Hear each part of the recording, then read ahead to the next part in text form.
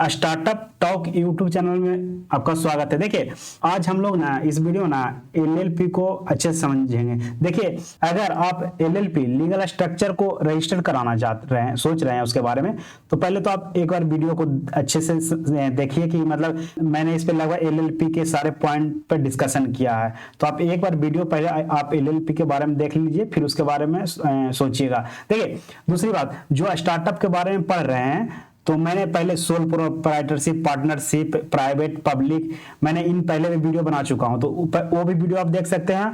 और जो मतलब स्टार्टअप के बारे में सोच रहे हैं, उसके बारे में स्टडी कर रहे हैं, उनके लिए तो ये वीडियो इंपॉर्टेंट ही है। क्योंकि देखिए आप जब सबको बारे में देखिएगा ना, जो 4-5 जो लीगल स्ट्रक्चर यूज होता है बिजनेस में, अगर उसके बारे में आप एक बार पढ़ लीजिए और देख लीजिए, जिससे आपका पूरा मतलब कॉन्सेप्ट बिल्डअप हो जाए। कम से कम ऑर्गेनाइजेशनल स्ट्रक्चर पे मतलब कौन सा हमको रजिस्टर करना चाहिए, नहीं रजिस्टर करना चाहिए।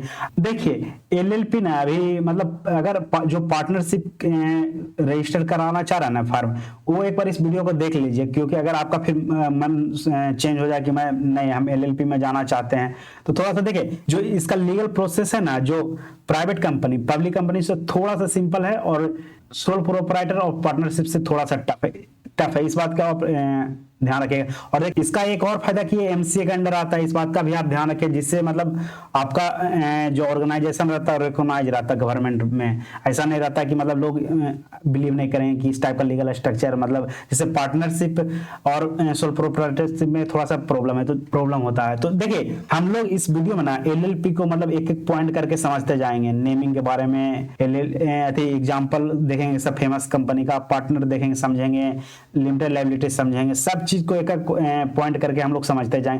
वीडियो को अच्छा से देखिए, जिससे कि मतलब पूरा वीडियो देखिए, जिससे आपका पूरा मतलब कॉन्सेप्ट डेवलप हो। तो चलिए हम लोग अपने पॉइंट पे आते हैं, एलएलपी को समझ। चलिए हम लोग अपने पहले पॉइंट पे आते हैं और नेमिंग को समझते हैं कि एलएलपी का नाम कैसे रखा जाता है। देखिए पहले बात तो जो भी एलएलपी कंपनी रहेगा ना, उसके लास्ट में एलएलपी लगा रहेगा। इस बात का आप ध्यान रखिए। देखिए ऐसे भी रह सकता है कि नेम रहेगा, इंडस्ट्री का कीवर्ड भी लगा देगा और फिर लास्ट में एलएलपी रहेगा, लेकिन इस बात का याद रखें कि एलएलपी रहेगा। देखिए जैसे हम लोग प्राइवेट कंपनी के लिए समझ रहे थे प्राइवेट लिमिटेड रहता, पब्लिक कंपनी के लिए लिमिटेड रहता था, उसी तरह से मतलब जो एलएलपी कंपनी है उसके लास्ट में एलएलपी लगा रहता है। इस बात को आप अच्छे से ध्यान रखिए। जैसे हम लोग एग्जांपल देख सकते हैं कि मतलब अगर XYZ एलएलपी, तो इसके लास्ट में एलएलपी है ना, तो इसी तरह से आप गूगल करके देखिए, जितना भी, एक बात याद रखें, जो भी कंपनी जो एमसीए के अंडर 3 कंपनी रजिस्टर्ड होता था, पब्लिक, प्राइवेट और एलएलपी, ये तीनों के लास्ट में ना एक स्पेसिफिक नाम थी जो लगा रहता ना, उससे पता चलता है कि एक किस टाइप की कंपनी है। याद रखिए। इससे देखिए सरकार इसलिए ऐसा किया है ना कि जो बाहर के लोग रहे, जो मतलब बाहर पब्लिक देखे, तो उसको पता साफ साफ चले कि किस टाइप का कंपनी है। इससे ये होगा कि फ्रॉड होने के चांसेस कम जाएंगे। और जिससे प्राइवेट लिमिटेड और एलएलपी, इसमें से एकदम साफ साफ पता चल जाता है ना कि किस टाइप का कंपनी है। जैसे लिमिटेड लायबिलिटी पार्टनरशिप है तो उसके लास्ट में एलएलपी रहेगा। तो इस बात को आप अच्छे समझिए। देखिए अब हम लोग आते हैं इसका नेमिंग में। देखिए जिस तरह से मतलब पब्लिक और प्राइवेट में रहता था ना कि कंपनी का नेम यूनिक होना चाहिए। देखिए इसमें अब ये भी ध्यान रखिए कि देखिए जैसे जो प्राइवेट कंपनी का नाम रखा जा चुका है, पब्लिक कंपनी का नाम रखा जा चुका है, उसको आप इसमें भी नहीं रख सकते। इस बात का आप ध्यान रखिए। ऐसा नहीं है कि XYZ प्राइवेट लिमिटेड है और उसको आप ऐसे रख दीजिए XYZ LLP। देखिए नेम अलग अलग रहना चाहिए। प्राइवेट से भी मैच नहीं करना चाहिए, पब्लिक से भी मैच नहीं करना चाहिए, LLP से भी मैच नहीं करना चाहिए। इस बात का आप ध्यान रखिए। देखिए न तो आगे चल के समस्या आएगा, इस बात का आप ध्यान रखिए। देखिए एक बात और, जो एमसीए का जो गाइडलाइंस है जो नेमिंग को लेके, उसको फॉलो आपको करना है। इसमें भी है, जैसे प्राइवेट कंपनी में तो हम लोग फॉलो कर ही रहे थे, पब्लिक में भी फॉलो कर रहा था, एलएलपी में फॉलो करना है। जैसे हम लोग देख लेते, जैसे एमसीए तो बहुत सारा गाइडलाइंस बना के रखा है, लेकिन कुछ ऐसा शब्द है जो रिस्ट्रिक्टेड है, उस चीज का आप इस्तेमाल ना करें तो ज्यादा बेहतर रहेगा, ना तो फिर आपको आगे चलकर दिक्कत होगा। जैसे कि सेंट्रल नहीं लगा सकते हैं, फेडरल नहीं लगा सकते हैं, प्रेसिडेंट नहीं, राष्ट्रपति नहीं, नेशनल मिनिस्टर, इस टाइप का शब्द का आप यूज नहीं कर सकते हैं। कोर्ट ऑफ जुडिशरी चाहे ब्यूरो, इसमें शब्द का यूज आप नहीं कर सकते। एक बात और आप ध्यान रखिएगा, आप बैंक भी नहीं लगा सकते हैं जब तक कि आपको आरबीआई परमिशन ना दे, तो आप बैंक नहीं लगा सकते। ऐसा नहीं करते XYZ बैंक LLP, जब तक कि आपको RBI परमिशन नहीं देगा ना, आप इस चीज का इस्तेमाल नहीं कर सकते। इस बात का आप ध्यान रखिए, इस बात को आप अच्छे से ध्यान रखिए। जैसे इंश्योरेंस नहीं लगा सकते हैं, तो इन चीजों के लिए ना आपको स्पेसिफिक अथी के लिए जरूरत होता है, रेगुलेटरी बॉडी होता है उसकी जरूरत होता है। तो इस बात का आप ध्यान रखें कि देखिए नेमिंग बहुत ज्यादा इंपॉर्टेंट चीज है। जब आप नेम अपना कंपनी का सेलेक्ट करते रहे तो इस बात का आप अच्छे से ध्यान रखिए कि मतलब इन चीजों का ध्यान रखें कि मतलब देखिए आप इसको गूगल करके जो नेमिंग का है ना ये रूल, मतलब मैंने तो बेसिकली यहाँ पर तो मतलब मैं पूरा डिस्कशन नहीं कर सकता ना, तो वीडियो लंबा हो जाएगा बहुत, नेमिंग पे ही 31-40 मिनट का वीडियो बन जाएगा। तो आप गूगल करके पढ़ लीजिए कि मतलब नेमिंग का जो गाइडलाइंस जो MCA बनाए हुए हैं ना, या गूगल पे आप सर्च करते हैं, यूट्यूब पे सर्च करके आप देख भी सकते हैं। देखिए नेमिंग बहुत इंपॉर्टेंट है, इस बात का याद रखिए। LLP प्राइवेट और पब्लिक में तीनों में नेमिंग बहुत ज्यादा इंपॉर्टेंट था, इस बात का आप अच्छे से ध्यान रखिए। चलिए हम लोग अपने सेकंड पॉइंट पे आते हैं। पहले तो देखते हैं LLP का फुल फॉर्म क्या होता है। इसका full form limited liability partnership होता है, इस बात का आप ध्यान रखिए। देखिए अब हम लोग सब कुछ एग्जांपल देख लेते हैं, जो जैसे बड़ी बड़ी कंपनियां ना जो LLP है, जैसे KPMG assurance consultant service limited, जैसे एक KPMG की जो कंपनी है ना उसकी है, इस बात का आप ध्यान रखें। जो देखिए KPMG जो पहले बात है ये तो ऑडिट फर्म है, इस बात आपको पता हो। जैसे G4 है उसमें KPMG का नाम आता है, ये बहुत बड़ी कंपनी है, इस बात का याद रखें। जब भी जो बड़ी बड़ी कंपनियां रहती है जैसे रिलायंस, ITC और इसमें टाइप का जो रहता है ना उसका ये ऑडिट करता है, तो ये छोटी मोटी अथी नहीं है कंपनी, इस बात का आप ध्यान रखें। जिसको G4 के नाम से जाना जाता है ना उसमें से एक KPMG भी है, ये भी बहुत बड़ी कंपनी है। और देखिए एक बात आप याद रखिए, जितना CS और CA में जो कंपनी जो रजिस्टर्ड कराते हैं ना ज्यादातर LLP ही रहता है, इस बात का आप ध्यान रखिएगा। जो प्रोफेशनल लोग रहते हैं जो ऑडिटिंग रहती है ना वो ज्यादातर LLP रहते हैं। जैसे डेलोइट ये भी एक LLP कंपनी है, इस बात का आप ध्यान रखिए। जो इंडिया का इसका ब्रांच है ना वो LLP है। तो देखिए जैसे बहुत सारा जो LLP में है ना ये जो मतलब जो कंपनी है ना बहुत बड़ी बड़ी, देखिए आप और गूगल करके भी सर्च करके देखिए कि मतलब डिफरेंट जैसे बड़ी कंपनियां हैं वो LLP में कौन है, तो आपको बहुत सारा मिल जाएगा, इस बात का आप ध्यान रखिए। क्योंकि देखिए मतलब इसमें भी मतलब ऐसा नहीं है कि बहुत कम है लेकिन इसका स्पेसिफिक इंडस्ट्री है। जैसे कि आप कह सकते हैं जो ऑडिट जो CSC में जो ऑडिट करता है ना ये लोग मेनली इसी टाइप का अथी रखता है, तो इस बात का हमको ध्यान रखो। और भी कंपनियां हैं बहुत सारी, आप गूगल करके सर्च करके देखिए, आप देखिए कि मतलब टॉप 10 इंडिया के जो सबसे बड़ी LLP कंपनी, सब चीज सर्च करके देखिए, नाम में देखिए उसका कि कैसे जो मैंने नेमिंग का कॉन्सेप्ट बताया वो है कि नहीं, लास्ट में LLP लगा हुआ है कि नहीं, आपको पता चलेगा। तो थोड़ा आप भी करिए, उसे सीखने के लिए मिलेगा। एक तरह से मतलब अथी मतलब देखिए वर्क करके देखिए, क्योंकि आपको इससे समझ डेवलप होगा। मेरे बता देने से चाहे कुछ करने से नहीं, तो आप सिंपली सीख नहीं जाएगा, आपको भी थोड़ा मेहनत करना पड़ेगा। तो चलिए हम लोग देखते हैं पार्टनर के बारे में समझते हैं। जैसे देखिए कंपनी में क्या रहता था, शेयर होल्डर रहता था ना, इस बात का हम लोग ध्यान रखें। मेंबर रहता था, उसको मेंबर बोला जाता था। लेकिन देखिए जैसे LLP है ना इसमें पार्टनर्स रहते हैं, इसमें जो शेयर होल्डर का कॉन्सेप्ट नहीं है, इस बात का आप ध्यान रखें। पहली बात तो हम लोग ये समझें पार्टनर कौन कौन रह सकता है। इस बात को देखिए, एक ह्यूमन बीइंग भी हो सकता है, एक कंपनी भी हो सकता है, एक पब्लिक कंपनी भी हो सकता है। LLP एक दूसरे LLP में पार्टनर हो सकता है। फॉरेन कंट्री का जो फॉरेन कंपनी है ना वो भी रह सकता है, इस बात का आप ध्यान रखिए। तो इसीलिए पार्टनर कौन कौन हो सकता है, पहली बात एक इंसान भी हो सकता है, एक प्राइवेट कंपनी भी हो सकता है, एक पब्लिक कंपनी भी हो सकता है, एक LLP हो सकता है और एक फॉरेन कंपनी भी हो सकता है। इस बात को आप अच्छे से याद रखिए। देखिए अब आपको एक बात और ध्यान रखना कि मिनिमम पार्टनर कितने हो सकते हैं, तो इस बात का भी आप ध्यान रखिए। मिनिमम पार्टनर 2 हो सकता है, इस बात का आप ध्यान रखिए। और मैक्सिमम पार्टनर का लिमिट इसमें नहीं है। जैसे पार्टनरशिप फर्म था जो उसमें लिमिट्स था 50 लिमिट्स था, कुछ सिनेरियो में 100 तक था, लेकिन इसमें वो लिमिट्स नहीं है, इस बात का आप अच्छे से ध्यान रखिए। जो प्राइवेट जो LLP है इसमें लिमिट्स का अथी नहीं है, इस बात का आप ध्यान रखिए। कितना भी पार्टनर 200 400 600 पार्टनर आप रख सकते हैं, इस बात का आप ध्यान रखें। देखिए अब देखिए पार्टनर कितने टाइप का होता है। देखिए एक तो नॉर्मल पार्टनर हो गया, जो मतलब जो कंपनी में जैसे अथी हुआ, मतलब जो LLP रजिस्टर्ड हुआ तो एक नॉर्मल पार्टनर रहता है, जो मतलब इसका एक किसी चीज के लिए इसको अलॉट नहीं किया रहता है। जैसे एक और डिजिग्नेटेड पार्टनर होता है, तो इसका काम पता है क्या चीज है, इसका जो जितना भी कंप्लायंसेस है गवर्नमेंट का उसको फॉलो कराना होता है। ये एक बात याद रखिए, ये ह्यूमन होगा, जबकि ये पार्टनर है ना ये कुछ भी हो सकता है, कंपनी भी हो सकता है, कुछ भी हो सकता है। और देखिए एक जो पार्टनरशिप थी LLP रजिस्टर्ड होगा ना उसमें मिनिमम 2 डिजिग्नेटेड पार्टनर रहेगा, इस बात का भी आप ध्यान रखिए। तो देखिए पहली बात दोनों ह्यूमन होना चाहिए, इस बात का भी आप ध्यान रखिए। देखिए जैसे क्या होता है, जैसे कोई कंपनी रहता है तो ये अपना एक पर्सन को अथी करता है, नॉमिनेट अथी करता है, नॉमिनी अलॉट करता है, वो आके यहाँ पार्टनर बन सकता है। जैसे एक इंसान इस मान के चलिए पार्टनर है, एक है कंपनी, तो जो कंपनी है ना वो एक जो पर्सन है उसको नॉमिनी बनाएगा और यहाँ पर एक डिजिग्नेटेड पार्टनर बनाएगा, और एक जो पर्सन हुआ वो हो गया। तो इस बात का ध्यान रखिए कि एक कंपनी पार्टनर हो सकता है और एक कंपनी हो सकता है और एक ह्यूमन हो सकता है, ऐसे भी हो सकता है। ऐसा दो। अब एक बात इस बात का ध्यान रखिए कि वो अपना एक नॉमिनी भेजेगा, इस बात का भी देखें। जैसे पार्टनर में दोनों कंपनी हो सकता है तो दोनों अपना अपना नॉमिनी भेजेगा, और लेकिन इस बात का याद रखें जो डिजिग्नेटेड पार्टनर होगा ना ह्यूमन बीइंग होगा, 2 को मिनिमम होना चाहिए, इस बात का भी ध्यान रखिए। तो इस बात का आप अच्छे से ध्यान रखें। देखिए इसमें एक चीज और हो सकता है कि जो डिजिग्नेटेड पार्टनर होता है ना वो रेसिडेंस ऑफ इंडिया होना चाहिए, इस बात का ध्यान रखें। देखिए ज्यादा डिस्कशन करने के लिए इसमें तो बहुत कुछ है, लेकिन हम लोग ज्यादा जाएंगे नहीं। इस बात का भी आप ध्यान रखें कि वो इंडियन नेशनल होना चाहिए।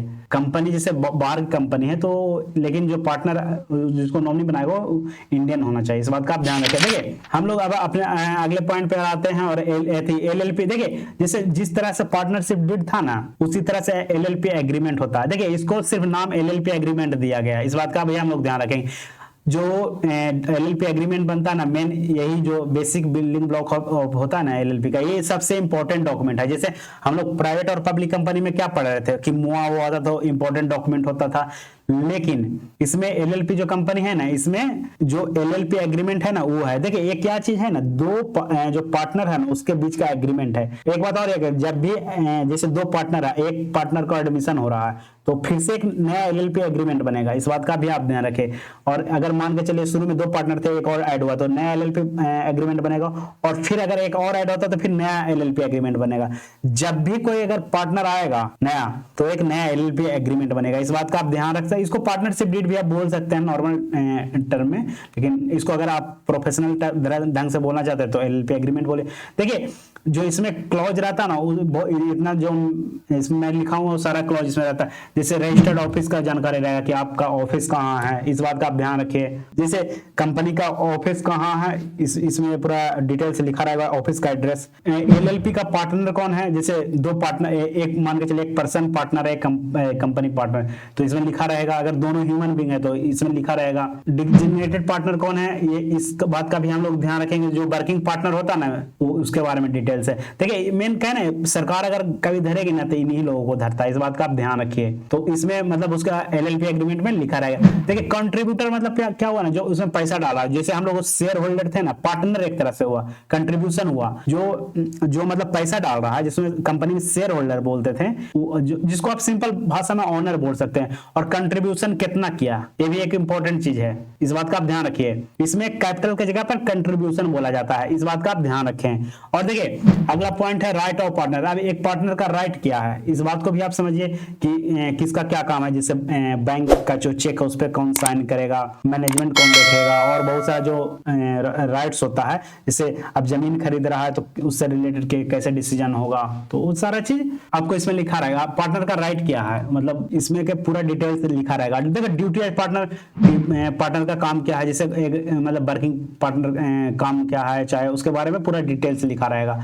मैनेजमेंट कौन देखेगा, अति समस्या क्या आएगा तो मतलब लास्ट में डिसीजन कौन लेगा, तो इससे रिलेटेड सारा चीज आपको मिल जाएगा। देखिए लायबिलिटी ऑफ पार्टनर, इसमें होता है कि कौन पार्टनर का कितना लायबिलिटी होगा, तो सारा चीज LLP एग्रीमेंट में लिखा रहेगा, इस बात का आप ध्यान। देखिए management and meeting of LLP, management कैसे होगा, मीटिंग कैसे होगा LLP का। जैसे पब्लिक कंपनी में बोर्ड मीटिंग होता था और होता था ना प्राइवेट कंपनी में, तो इसमें ये सब चीज होता था, तो उसके बारे में उसका तो मुआवजा में लिखा रहता था, लेकिन इसका LLP एग्रीमेंट बनेगा। कॉमन सील, देखिए इस पे ज्यादा कुछ डिस्कशन करने के लिए एक सील होता है जो कि अब यूज नहीं होता बहुत अच्छी जगह पे। पहले मतलब एक सील रहता था, मैं आपको गूगल करके दिखा देता हूं। तो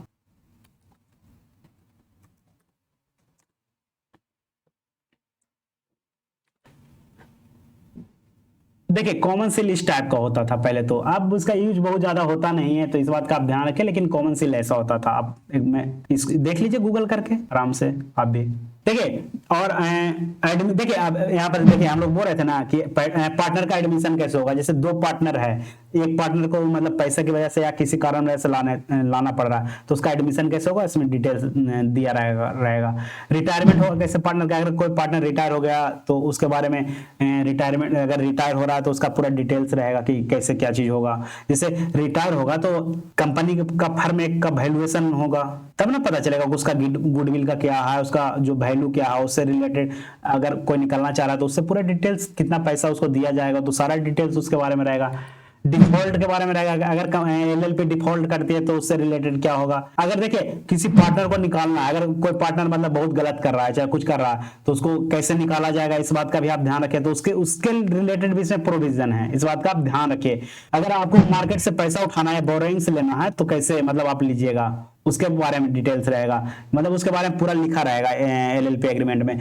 अगर आपको रेम्यूनरेशन मिलेगा तो उसके बारे में डिटेल्स पता रहेगा कि कैसे मतलब आपको मिलेगा। और देखिए share of profit and loss, देखिए ये तो ऑनर को मिलेगा, और ये तो मतलब जो वर्किंग रहेगा उनके लोग जो डिजिग्नेटेड पार्टनर उनको कुछ एक्स्ट्रा मनी मिलेगा, तो उसके बारे में डिटेल्स पहले से रहेगा, इस बात का आप ध्यान रखिए। देखिए हम लोग अपने इस पॉइंट पे आते हैं लिमिटेड लायबिलिटी को समझ। देखिए इसके नाम से ही पता चल रहा है कि लिमिटेड लायबिलिटी। देखिए प्राइवेट कंपनी में क्या होता था, जितना तक आपका पैसा मतलब बाकी है कंपनी में, शेयर जितना का दिया गया उतना, अगर 1 लाख आप रुपए लगाए हैं शेयर में, अगर आप 80,000 अभी जमा किए और 20,000 का अगर अभी पेमेंट नहीं हुआ, अगर कंपनी को लॉस होता है और कंपनी इंसॉल्वेंट होने जाती है तो आपको 20,000 तक के आपको देना पड़ेगा। देखिए इसमें भी उसी तरह से होता है, जैसे आपने कंट्रीब्यूशन में बोला मैं 50 लाख दूंगा, लेकिन आप अभी मान के चलिए 40 लाख दे चुके हैं, लेकिन अगर 10 लाख अभी नहीं दिए हैं, तो जब कंपनी में अगर कुछ समस्या, अगर नुकसान हो गया तो आपको उतना पैसा आपको देना पड़ेगा जब कंपनी बंद होते रहेगी, या मतलब उतना कि आप लाइबल हैं। तो देखिए इसमें हो गया ना कि लिमिटेड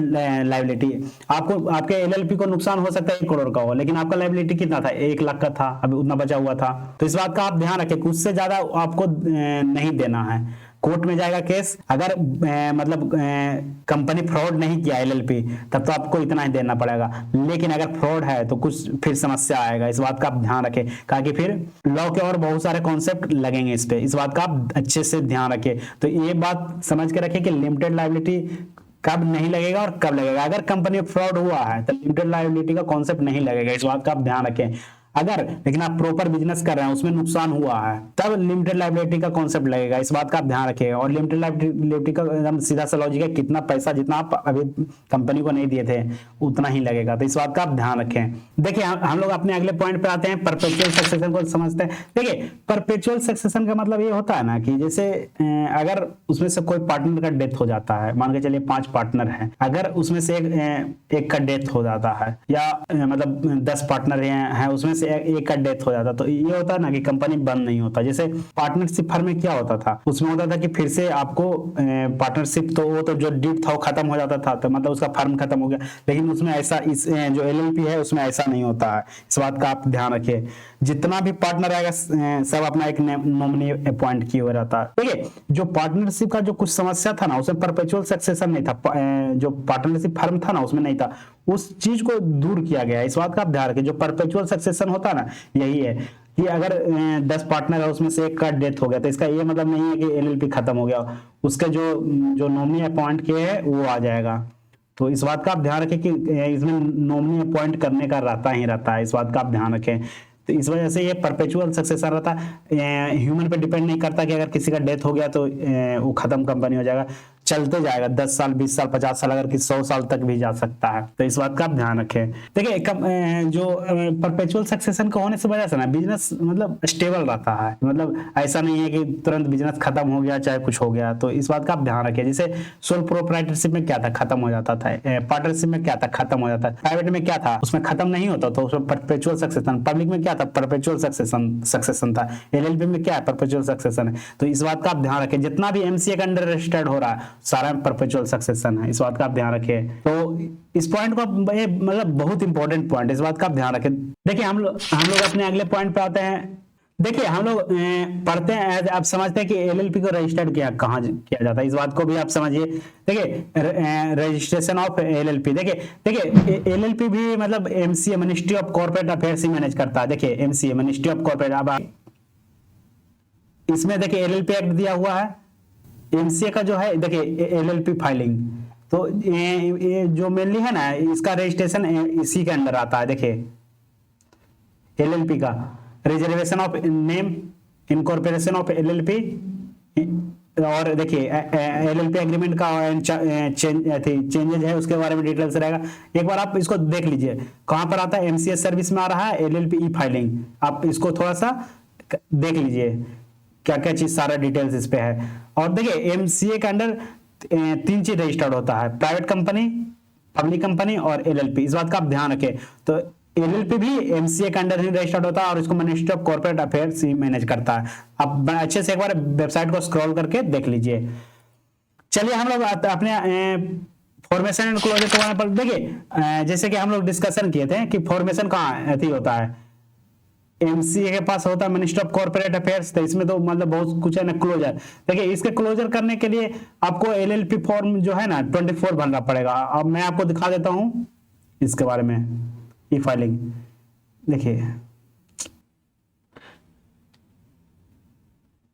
देखिए स्ट्राइक ऑफ जो नेम है ना, जो क्लोजर है ना, फॉर्मेशन तो इसी से होता है, क्लोजर भी देखिए form number 24 strike off the name. देखिए पब्लिक जो एलएलपी है कुछ प्रोसेस लगेगा, कुछ टाइम लगेगा, आप मतलब एक सीए को हायर करके आराम से कर सकते हैं। प्रोसेस मतलब बहुत लंबा चौड़ा नहीं है, लेकिन हाँ आपको मतलब अच्छा खासा डॉक्यूमेंट है, एफिडेविट है, बहुत चीज जमा करना पड़ेगा। तो देखिए क्लोजर एंड फॉर्मेशन तो आपको इसके मैंने उसके बारे में आपको समझा दिया कि कहाँ से क्या होगा। देखिए अब अकाउंट्स के बारे में पढ़ते हैं कि इसके अकाउंट्स में क्या। देखिए आपको अकाउंट्स जो है फॉलो करना पड़ेगा, इस बात का आपको ध्यान रखें। आपको balance sheet, profit and loss statement, cash flow statement और बहुत सारा जो बुक है, cash book, sales book, purchase book और जर्नल एंट्री, ये आपको बनाना पड़ेगा, इस बात का आप ध्यान रखिए। तो हाँ अकाउंटिंग इसमें करना पड़ेगा, इस बात का आप ध्यान रखिए। और इसके लिए आपको मतलब ठीक ठाक मान के चलिए मतलब 50 से 60 हजार अलग से खर्चा भी आएगा। देखिए मतलब आपको एक बात ध्यान रखिए कि आपको ये पूरा मैनेज करना पड़ेगा। देखिए इसका अकाउंटिंग का ऑडिटिंग का कुछ है वो मैं अगले वाले पॉइंट पे डिस्कशन कर रहा हूँ, लेकिन आपको balance sheet, profit and loss statement, cash flow आपको बनाना पड़ेगा। देखिए इतना ही नहीं है, और भी चीजें हैं, जैसे आपको जो इनवॉइस है वो रखना पड़ेगा, और भी चीजें हैं 6-7 साल तक। तो आपको पूरा प्रॉपर इसमें अकाउंटिंग थी, आपको मतलब अकाउंट से रिलेटेड कोई छुटका नहीं है, मतलब आपको फॉलो करना ही पड़ेगा, इस बात का आप ध्यान रखें। हाँ अब चलिए हम लोग इसके एक और पॉइंट को समझते हैं कि ऑडिट के बारे में, इसके बारे में समझ लेते हैं। जैसे जो इसका टर्नओवर है ऑडिट जो एलएलपी का, अगर उससे उसका 40 लाख से कम है एक फाइनेंशियल ईयर में, तो आपको ऑडिट कराने का रिक्वायरमेंट नहीं है, इस बात का आप ध्यान रखिए। अगर उसका टर्नओवर 40 लाख से ज्यादा है तो आपको ऑडिट कराना पड़ेगा, आपको एक सीए हायर कर मतलब करके आपको करवाना पड़ेगा। देखिए एक बात और, जो कंट्रीब्यूशन है, जो पैसा जो सारा ऑनर डाला है, अगर उसका सबको ज्वाइन करके अगर 25 लाख से ऊपर हो जाता है तब आपको मतलब तब तो आपको हर साल ही कराना है। जैसे आप एलएलपी रजिस्टर्ड करा रहे थे और आपने शुरू में 30 लाख का डाल दिया, तो आपको हर साल आपको ऑडिट कराना पड़ेगा, इस बात का आप ध्यान रखें। तो देखिए ये 2 रूल हुआ और एक ये रूल हुआ। तो इसमें तो आपको देखना टर्नओवर क्या है। अगर टर्नओवर मान के चले 40 लाख से नीचे है लेकिन ये 25 लाख से ऊपर था, तब आपको ऑडिट कराना पड़ेगा, इस बात का आप ध्यान रखें। अगर ये 40 लाख है से ऊपर है और ये भी है तो आपको रिक्वायर्ड है कि करवाना ही पड़ेगा, इस बात का आप ध्यान रखें। तो देखिए मेरे हिसाब से ना एक बात का आप ध्यान रखिए कि आप ऑडिट करा लीजिए, क्योंकि देखिए और मतलब ये तो रूल हो गया ना, ये तो बहुत मतलब गवर्नमेंट बना दिया ऐसा है, मतलब कुछ मतलब होता है, लेकिन रियल लाइफ में देखिए मैं आपको बताता हूँ कि समस्या कहाँ पे आएगा।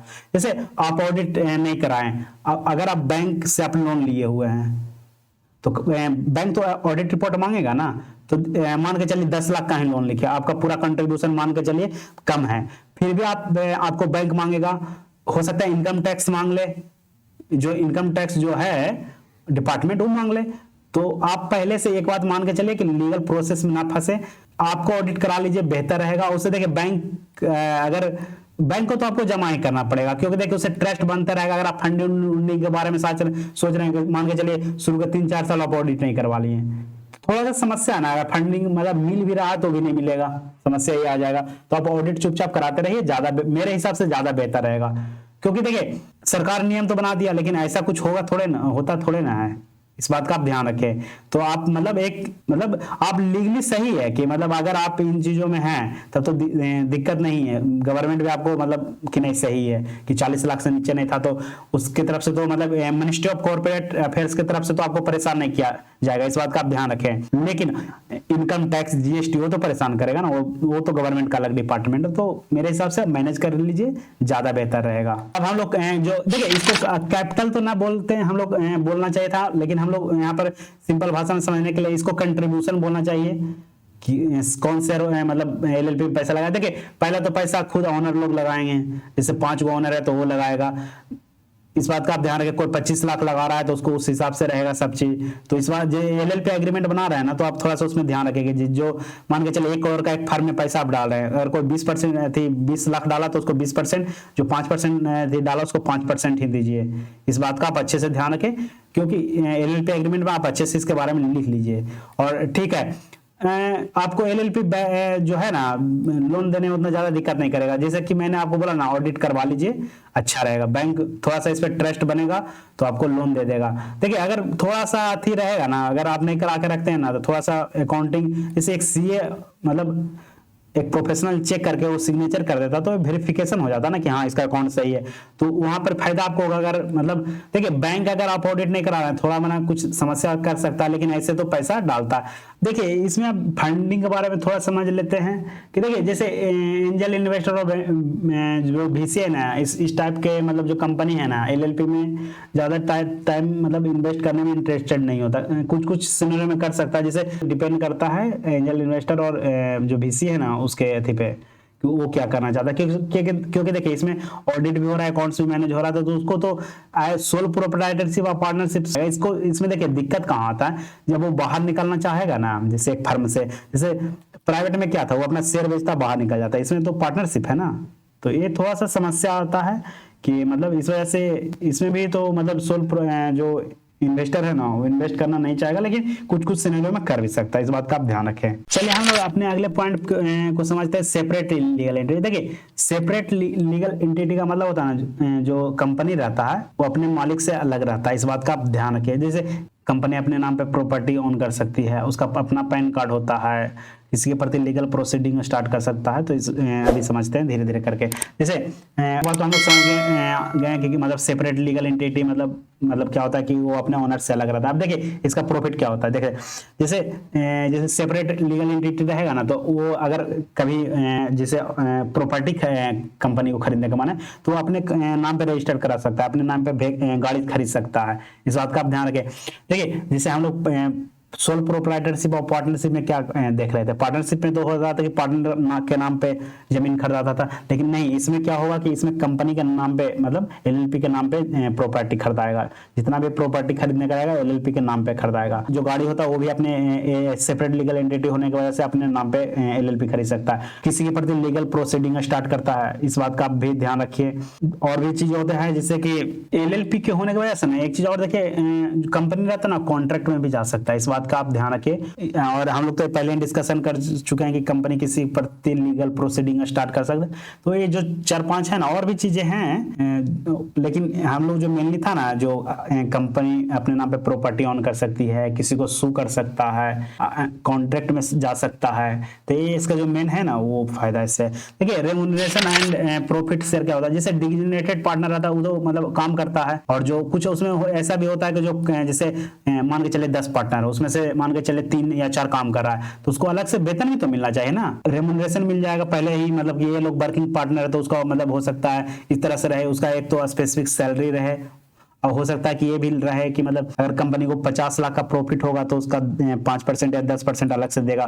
देखिए शेयर बंटना वो अलग है, जो प्रॉफिट हुआ वो फिर सारा पार्टनर में बंटना अलग चीज हुआ, और लेकिन अगर उसमें से जो वर्किंग रहेगा ना उसको अलग से भी पैसा दिया जाएगा। देखिए जैसे प्रॉफिट शेयर है ना वो बंटता है पार्टनर में, याद रखिए, जिसका जिस हिसाब से स्टेक रहेगा उस हिसाब से बंटेगा। तो इस बात का हम लोग ध्यान रखें कि देखिए रेम्यूनरेशन अलग चीज है और प्रॉफिट शेयर अलग है। जो कंपनी का जैसे मान के चले 50 लाख का प्रॉफिट हुआ तो प्रॉफिट हुआ, लेकिन रेमुनेशन हुआ कि जो उसमें से 3 या 4 जो पार्टनर थे वर्किंग थे और बहुत सारा स्लीपिंग पार्टनर थे, तो प्रॉफिट तो सब में बटेगा, लेकिन जो रेमुनेशन है जो वर्किंग पार्टनर में आप जिस हिसाब से एलएलपी एग्रीमेंट में लिखा रहेगा उस हिसाब से मतलब बटेगा, या जो मीटिंग होगा उसमें फैसला होगा उस हिसाब से बटेगा। एक बात और याद रखें एलएलपी के बारे में क्या समझते हैं कि एलएलपी अभी जो है ना इंडिया में बहुत ज्यादा पुराना है, अभी 12-13 साल 14-15 साल ही हुआ है, इस बात का आप ध्यान रखिए। और जो जैसे इंग्लैंड में बहुत पुराना है, इस बात का भी आप ध्यान रखिए। देखिए जैसे आप एलएलपी के बारे में पढ़ना चाहते हैं तो एलएलपी एक्ट में तो 2008 में आपको मिल ही जाएगा, लेकिन देखिए इंडिया में अभी एलएलपी बहुत मतलब टेस्टेड नहीं है, इस बात का भी आप ध्यान रखिए। देखिए वर्ल्ड में और भी एलएलपी है, अलग नाम से जाना जाता है, लेकिन वो टेस्टेड है, उसमें कोई समस्या नहीं, इस बात का आप ध्यान रखें। तो एलएलपी है तो उसमें देखिए इंडिया में तो अभी नया नया आया है, 2008 तो अभी हुआ ही कितना साल, इस बात का भी आप ध्यान रखिए। तो लेकिन विदेश में बहुत ज्यादा प्रचलित है, इस हिसाब से देखिए ऐसे तो जो लीगल स्ट्रक्चर है ना वो मतलब स्टेबल है, ऐसा नहीं है कि कोई बहुत ज्यादा समस्या। देखिए इसको मेनली जो पार्टनरशिप जो फर्म था ना उसमें बहुत सारा जो जैसे उसमें क्या सेपरेट लीगल एंटिटी नहीं था, तो इस चीज को दूर करने के लिए उसमें ऑडिटिंग का समस्या था कि ऑडिट मतलब कोई भी किसी तरह से करप्शन हो सकता था, या अकाउंट्स में मैनेज बहुत प्रॉपर नहीं था। गवर्नमेंट ये मतलब एमसीए के अंदर आ रहा और एमसीए इन चीजों को मैनेज कर, परपेचुअल सक्सेशन नहीं था, उसमें अनलिमिटेड लायबिलिटी था, इसमें लिमिटेड। तो इसको मतलब आप सबसे बेहतर है कि पार्टनरशिप से इसको कंपेयर कर सकते हैं बहुत ढंग से। और मतलब ये पार्टनरशिप का मतलब जो उसी को बहुत सारा डिसएडवांटेज है, जैसे उसमें पार्टनरशिप में नाम कुछ भी रख लेते थे, कोई फर्क नहीं पड़ता था, लेकिन इसमें मतलब पता चलेगा गवर्नमेंट मैनेज करती है। जैसे उसमें पार्टनर का मतलब उसमें इसमें देखिए हर चीज से रिलेटेड रूल है, जैसे लिमिटेड लायबिलिटी तो पहला हो गया, उसमें अनलिमिटेड लायबिलिटी था, उसमें जैसे पार्टनरशिप फर्म में परपेचुअल सक्सेशन नहीं था, इसमें है। देखिए वो मतलब गवर्नमेंट अगर आप रजिस्टर्ड कराए हैं तो ठीक है, जो हम लोग पार्टनरशिप में डिस्कशन किए तो वो वीडियो को आप देखिए, तो रजिस्ट्रेशन होता था, लेकिन उसमें ऐसा नहीं था, ये एमसीए के अंडर होता और मतलब इसका प्रॉपर हर जगह अगर एमसीए के अंडर देखिए इसे ट्रस्ट बनता है, इस बात का ध्यान रखिए। पार्टनरशिप में थोड़ा सा समस्या था। फॉर्मेशन एंड क्लोजर उसमें बहुत सिंपल था, उसमें इसके मुकाबले उसमें थोड़ा सा टफ है, अकाउंटिंग भी इसमें फॉलो करना है, ऑडिट भी होगा। और देखिए इसमें थोड़ा सा कभी ना एंजल इन्वेस्टर थोड़ा सा चांसेस तो ऐसे नहीं है, लेकिन कभी कभी कुछ सिनेरियो में कर भी सकता है। बैंक उसमें लोन देने में थोड़ा कतराता था, लेकिन इसमें ठीक है, इसमें दे मिल जाएगा आपको, सेपरेट लीगल एंटिटी का फायदा होता है। तो ये देखिए इसको मैनेज करने के लिए एमसीए आता है, सबसे बड़ा चीज ये है, तो एमसीए तो अपना रूल रेगुलेशन लगाएगा ही। देखिए इस वीडियो से अगर कोई प्रॉब्लम होता है ना तो आप मतलब कमेंट करिए, और देखिए वीडियो को अच्छे से समझिए। देखिए बिजनेस जो मैं वीडियो बना रहा हूँ कोर जो बिजनेस से रिलेटेड वीडियो है ना मैं सारा वो बना रहा हूँ, ऐसा नहीं है कि मतलब अभी तो मैं केस स्टडी दे भी नहीं रहा हूँ, लेकिन जो मेन जो कोर भी है ना बिजनेस का ऑर्गेनाइजेशनल स्ट्रक्चर के बारे में बता रहे हैं, मार्केटिंग के बारे में बता रहे हैं, तो देखिए वीडियो एकदम कोर है, इस बात का आप ध्यान रखिए। इसको समझना टफ है, आप अच्छे से बार बार वीडियो को देखिए, कुछ चीज नहीं समझ में आता उसको गूगल करिए, गूगल से भी मतलब हेल्प लीजिए। एक वीडियो में मतलब 20 से 30 मिनट के वीडियो में ये संभव नहीं है कि एलएलपी को आप समझाया जा सके, तो इस बात का भी आप ध्यान रखिए। और अगर ज्यादा इस पे अगर कुछ इंपॉर्टेंट और भी वीडियो की जरूरत पड़ेगा एलएलपी में, चाहे किसी भी टाइप के अथी वाला में, जैसे प्राइवेट एप्पल में, तो मैं और वीडियो बनाकर डाल दूंगा। अगर इस बात का आप ध्यान रखें कि मतलब वीडियो को बार बार देखिए, एक बार देखने से नहीं कुछ होगा, इस बात का भी आप ध्यान रखिए। और जो मतलब समस्या आता है उसको कमेंट कीजिए, मैं उसका जवाब देने का ट्राई करूंगा। तो देखिए वीडियो उन लोगों के साथ शेयर कीजिए ना जो स्टार्टअप करना चाह रहे हैं, क्योंकि देखिए मैं एकदम कोर वीडियो डाल रहा हूँ, इस बात का आप ध्यान रखिए, इससे मतलब आपको एकदम रियल मतलब जो स्टार्टअप करेगा ना उस पर एकदम फायदा होगा, इस बात का आप अच्छे से ध्यान रखिए। और वीडियो अच्छा लगा तो शेयर कीजिए। धन्यवाद।